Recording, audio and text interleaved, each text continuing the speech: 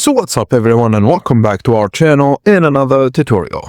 If you want Claude to analyze your Google Search Console data for you, here's how to connect it to Google Search Console using Windsor AI. So firstly, log into windsor.ai and select Google Search Console as your data source.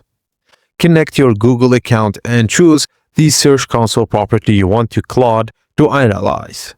Now open the windsor.ai connector in Claude and click Connect and follow the authorization steps. Give Claude the required permissions to access your Search Console data, then open a new chat in Claude and ask it to analyze your Search Console data.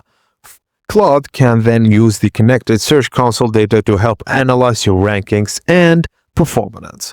And that's it. Claude is now connected to your Google Search Console data through windsor.ai, making it easier to analyze your SEO performance with AI. If this tutorial was helpful, please don't forget to like it and subscribe to our channel for more quick website tutorials.